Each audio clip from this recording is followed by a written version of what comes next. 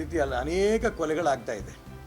ಜೊತೆಗೆ ಇಡೀ ಕರ್ನಾಟಕ ರಾಜ್ಯದ ಒಂದು ತಲೆ ತಗ್ಸೋಂಥ ಒಂದು ವ್ಯವಸ್ಥೆ ಏನು ಆ ಪೆನ್ ಡ್ರೈವ್ ಪ್ರಕರಣ ನಡೀತಾ ಇದೆ, ಇದನ್ನು ಕೂಡ ಹಗುರವಾಗಿ ತಗೊಂಡಿದ್ದಾರೆ ಮಾನ್ಯ ಮುಖ್ಯಮಂತ್ರಿಗಳಾಗಲಿ ಗೃಹ ಮಂತ್ರಿಗಳಾಗಲಿ.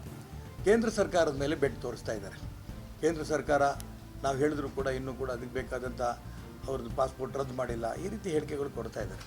ನಿಮ್ಗೆ ಯಾಕಪ್ಪ, ನೀವು ಸತ್ಯ ಹರಿಶ್ಚಂದ್ರ ತಾನೇ, ನಿಮ್ಮದೇನು ತಪ್ಪಿದೆ ಅಂತ ನಾನು ಈ ನಿಮಿಷಕ್ಕೂ ಹೇಳಲ್ಲ. ಆದರೆ ತಪ್ಪಿದೆ ಇಲ್ಲ ಅಂತ ತೀರ್ಮಾನ ಮಾಡೋದಕ್ಕೆ ನೀವು CBI ಕೊಡಲ್ಲ.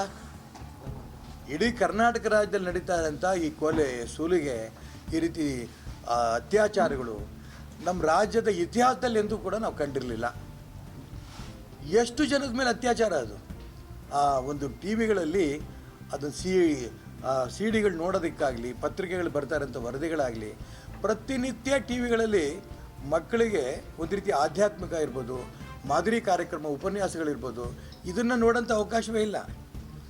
DK ಶಿವಕುಮಾರ್ HD ಕುಮಾರಸ್ವಾಮಿಗೆ ಏನು ಹೇಳಿದ್ರು, HD ಕುಮಾರಸ್ವಾಮಿ DK ಶಿವಕುಮಾರ್ಗೆ ಏನು ಹೇಳಿದ್ರು ಪೆನ್ ಡ್ರೈವ್ ಪ್ರಕರಣದ ಬಗ್ಗೆ.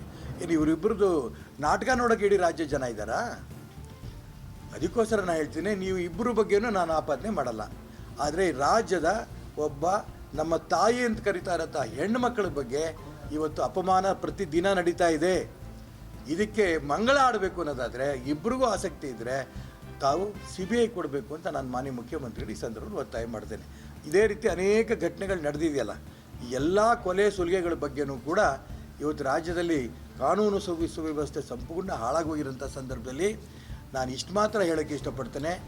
ರಾಷ್ಟ್ರಪತಿಯ ಆಡಳಿತವನ್ನು ತರೋದಕ್ಕೆ ಯಾವ ಕಾರಣಕ್ಕೂ ಕೂಡ ರಾಜ್ಯ ಸರ್ಕಾರ ಅವಕಾಶ ಕೊಡಬೇಡಿ. ಜನರಿಂದ ಆಯ್ಕೆ ಆಗಿರೋಂಥ ಚುನಾಯಿತ ಸರ್ಕಾರ ಇವತ್ತಿದೆ ರಾಜ್ಯದಲ್ಲಿ. ಮೊನ್ನೆ ಸಿದ್ದರಾಮಯ್ಯನ ನೇತೃತ್ವದಲ್ಲಿ ಸರ್ಕಾರ ಇದೆ. ನಾನು ಸರ್ಕಾರವನ್ನು ಯಾವುದೇ ಕಾರಣಕ್ಕೂ ಕೆಡವಿ ಅಂತ ಹೇಳಲ್ಲ. ರಾಷ್ಟ್ರಪತಿ ಆಡಳಿತ ತನ್ನಲಿ ಅಂತ ಹೇಳೋದಿಲ್ಲ. ನೀವು ಚುನಾಯಿತ ಪ್ರತಿನಿಧಿಗಳ ಒಂದು ಸರ್ಕಾರವೇ ಮುಂದುವರಿಲಿ. ಸಿದ್ದರಾಮಯ್ಯ ಅವರು ಮುಖ್ಯಮಂತ್ರಿ ಆಗ್ತಾರೋ, DK ಶಿವಕುಮಾರ್ ಮುಖ್ಯಮಂತ್ರಿ ಆಗ್ತಾರೋ, ಅವರ ಇನ್ಫೈಟಿಂಗ್ ಬಗ್ಗೆ ನಾನು ಬರೋಕ್ಕೆ ಇಷ್ಟಪಡಲ್ಲ. ಆದರೆ ಚುನಾಯಿತ ಸರ್ಕಾರ ಇರಬೇಕು. ಆದರೆ ಅದಕ್ಕೋಸ್ಕರ ನಾನು ಹೇಳ್ತಿದ್ದೀನಿ, ರಾಜ್ಯ ಸರ್ಕಾರ ತಾವು ಇದರಲ್ಲಿ ನಾವು ನಿರ್ದೋಷಿಗಳು, ನಮಗೂ ಇದಕ್ಕೂ ಸಂಬಂಧ ಇಲ್ಲ ಅಂತ ಆಗಬೇಕು ಅನ್ನೋದಾದರೆ ಈ ಒಂದೊಂದೇ ಪ್ರಕರಣಗಳೇನು ನಡೀತಾ ಇದೆ ಇವನ್ನು CBI ಕೊಡಬೇಕು ಅಂತ ಈ ಸಂದರ್ಭ ನಾನು ಒತ್ತಾಯ ಮಾಡ್ತೀನಿ.